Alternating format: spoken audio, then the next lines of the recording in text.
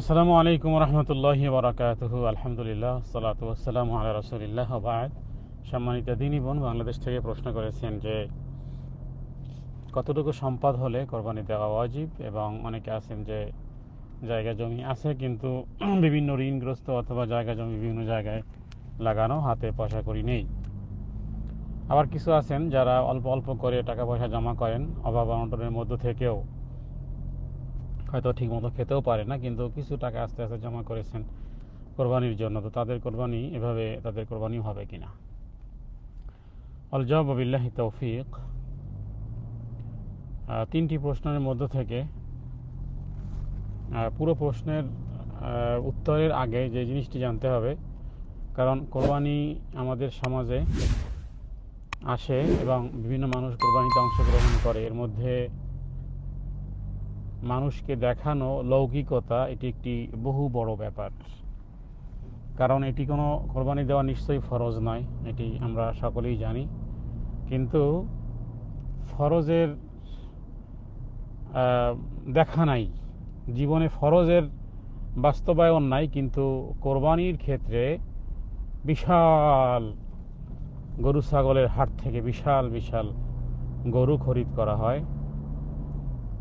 আর বাস্তবতা আর একটা বিষয়, সেটা হলো গিয়ে যদি আপনি কোরবানি না দেন, আশেপাশে মানুষ কি ব্যাপার ভাবি এবার কোরবানি দিলেন না, এটা একটা বিষয়। তৃতীয় আরেকটি বিষয়, এগুলো লজিক, এগুলো বাস্তব। একাধিক ছেলে মেয়ে থাকলে স্বাভাবিকভাবেই আমার বাচ্চাগুলো কোরবানির দিন আর একজনের গরুর দিকে তাকিয়ে থাকবে, তো প্রতি বছরই দেই, এবার দিতে পারলাম না, না দিতে হবে যেভাবে হোক। এগুলো বাস্তবতা, এগুলো অস্বীকার করার উপায় নেই কোনো। অথবা আমার বাচ্চারা কোরবানির দিন মনমরা হয়ে থাকবে। তারপরে দ্বিতীয় বিষয় থাকে যে মানুষ কি বলবে, যে ভাবি এবার কোরবানি দিলেন না, কি ব্যাপার। তো মানুষের মুখ বন্ধ করা, মানুষের প্রশ্নবিদ্ধ হওয়া, কত ঝামেলা, কত কিছু, সবগুলো মাথায় এসে ভর করে, আর যার কারণে আমরা একটা আমল করি।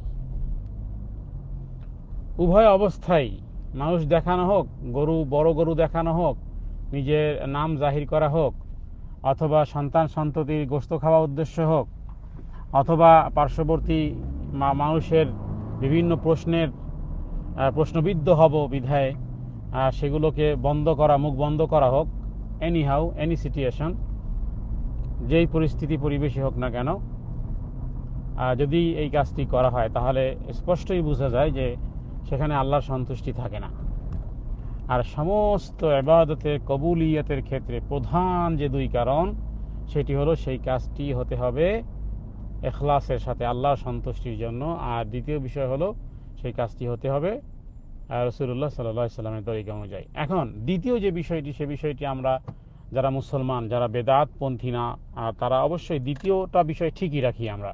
তার মানে হাদিসে আছে কিনা এই বিষয়টি আমরা ভালো করে খুঁজি অথবা মানুষের কাছ থেকে জানি, ও বিষয়টি পরিপূর্ণই থাকে। তার মানে আমলটি সুন্নাহ মোতাবেক 80%ই থাকে, তার মানে দলিল ভিত্তিকই থাকে। যেমন কোরবানি করা সওয়াবের কাজ, কোরবানি তো ঠিকই হচ্ছে, কিন্তু প্রথম যে বিষয়টি দেখা যায় না, একটি আমলের বাহ্যিক রূপ, প্র্যাকটিস, অবকাঠামো, বাহিরের দৃশ্য, এটি তো অবলোকন করা যায়, কিন্তু আভ্যন্তরীণ আরেকটি বিষয় আছে যেটি কেবলমাত্র শুধুমাত্র একমাত্র আল্লাহ সুবহানাহু ওয়া তাআলাই জানেন, আর কেউ জানতে পারে না।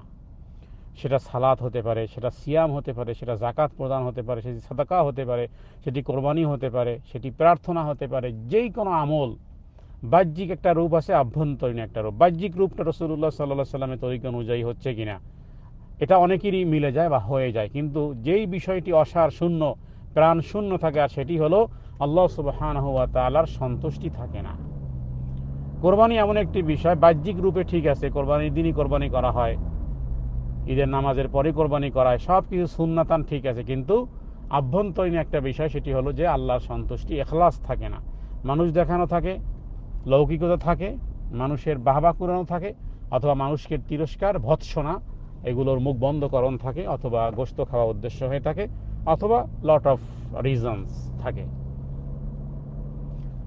তো এই ক্ষেত্রে এই বিষয়টি যারা খুব সচেতন, এবং সচেতন হওয়াটাই উচিত, ইমানের দাবিও তাই। কারণ আল্লাহ তাআলা কোরআনুল কারীমের মধ্যে বলেছেন, ইন্নাহু লাকুম আদুউম মুবিন, ইন্নাশ শাইতানা লাকুম আদুউম মুবিন। শয়তান জানে যে আপনাকে আমাকে দিয়ে একেবারে বাহ্যিকভাবে খুব একটা খারাপ কাজ করাতে পারবে না। তবে প্রত্যেক সুফি সাহেব, প্রত্যেক বুজুর্গ ব্যক্তি, প্রত্যেক ভালো ব্যক্তি, প্রত্যেক আলেম ব্যক্তি, প্রত্যেক তাহাজ্জুদ গুজারি, প্রত্যেক রোজাদার, প্রত্যেক ইবাদতকারী, প্রত্যেক আমলে সালেহকারীর হৃদয়টাকে আল্লাহর সন্তুষ্টি শূন্য করাটা খুবই স্বাভাবিক তার জন্য। আর এই জন্যই সতর্ক থাকতে হয়, সচেষ্ট থাকতে হয়। এবার আসি এবং শারমিনের প্রশ্নের উত্তর, আর তা হলো যে কোরবানি যদি আল্লাহর সন্তুষ্টির জন্য হয়ে থাকে, করে থাকে, সেটা গরিব হোক, যার উপরে কোরবানি ওয়াজিব নয়, আস্তে আস্তে করে টাকা জমা করেছে, অবশ্যই সে সওয়াব পাবে যদি এখলাস থাকে। এখলাস বলতে আল্লাহর সন্তুষ্টি। আর যদি এখলাস না থাকে, যদি বহু বড় কোরবানিও দেয়, তাহলেও সেটি শুধু আমলটি হবে কিন্তু সওয়াব শূন্য হবে। কারণ আল্লাহ তাআলা এখলাস ব্যতীত সে কাজটি কবুল করেন না। আল্লাহ বলে, ওমা উমিরু ইল্লা লিয়াবুদুল্লাহ মুখলিসিনা লাহুদ্দিন। এরপর আসি দ্বিতীয় প্রশ্ন, সেটি হলো কোরবানি কাদের জন্য দেওয়া ওয়াজিব, বা কতটুকু সম্পদ থাকলে। এর উত্তর হলো, যেই ব্যক্তি সাহেবে নিসাব, সাহেবে নিসাব বলতে সাধারণতভাবে যেই ব্যক্তি 85 গ্রাম স্বর্ণের অথবা ওই পরিমাণ অর্থের মালিক আছে, তার নিত্য প্রয়োজনীয় দ্রব্যাদি অথবা টাকা পয়সা ওইভাবে ঋণগ্রস্ত নয়, যদি করতে পারে, তাহলে তার জন্য সওয়াব রয়েছে। তবে বিষয়টি মনে রাখতে হবে যে কোরবানিটি অবধারিত একটি বিষয় নয় যে তাকে করতেই হবে। তবে সচ্ছল ব্যক্তিদের জন্য কোরবানি করা সুন্নাতে মুআক্কাদা। আবু হুরায়রা রাদিয়াল্লাহু তাআলা আনহু থেকে বর্ণনা, ক্বালা রাসূলুল্লাহ সাল্লাল্লাহু আলাইহি ওয়াসাল্লাম, মান উজিদা সাআতান লিআইয়ুদহা ফালাম ইয়াদহ ফালা ইয়াহদুর মুসাল্লানা। ইমাম হাকিম এই হাদিসটি বর্ণনা করেছেন, মুস্তাদরাকে হাকিম 4th খণ্ডের 232 নম্বর পৃষ্ঠা। অনুরূপভাবে তারগীবে আলবানীর হাদিস নম্বর 1079। হযরত আবু হুরায়রা রাদিয়াল্লাহু তাআলা আনহু হাদিসটি বর্ণনা করেছেন যে রাসূলুল্লাহ সাল্লাল্লাহু আলাইহি ওয়াসাল্লাম বলেছেন, যে ব্যক্তি কোরবানি দেওয়ার শক্তি থাকার পরেও কোরবানি দেয় না, সে যেন মুসাল্লার কাছে না আসে। এটা একটি ধমক বা এ সম্পর্কে যাতে করে সজাগ থাকে। তাহলে এখন কি পরিমাণ অর্থ থাকতে হবে, যেটি আমরা বর্ণনা করেছি। তো এই ক্ষেত্রে কিছু মানুষ আছে যেটি বললেন যে জায়গা জমি তো আছে কিন্তু টাকা পয়সা হাতে নেই, তার জন্য কোরবানি করা ওয়াজিব নয়। তবে কোরবানি থেকে দূরে থাকা উচিত নয়। কোরবানি একটি ফজিলতপূর্ণ আমল, এটি করা উচিত। নিয়ত থাকবে আল্লাহর সন্তুষ্টি, বাকি আল্লাহ তাআলার জিয়াফাতে অবশ্যই বাচ্চারা গোশত খাবে। তো আপনার প্রশ্নের যে বিষয়টি আপনি জানতে চেয়েছেন, আশা করি প্রশ্নের উত্তর পেয়েছেন। তার মানে যদি ঋণগ্রস্ত হয় কোনো ব্যক্তি, কিছু উলামায়ে কেরামগণ বলেছেন যে দুটি কাজের জন্য ঋণ গ্রহণ করা যায়। একটি হলো অলিমা, আরেকটা হলো কোরবানি। মানে কারণ ফজিলতপূর্ণ যেহেতু। অলিমা মানে বিবাহের পরে মানুষকে জানানোর জন্য যে খাওয়ায় পুরুষ লোক, সেটাকে অলিমা বলা হয়। এটার জন্য ঋণ করাও যায়, অসুবিধা নেই। উৎসাহ করা হয়েছে হাদিসে, আনন্দ। আর কোরবানি এমন একটি ফজিলতপূর্ণ আমল, যে টাকা পয়সা না থাকলেও স্বাভাবিকভাবেই একটা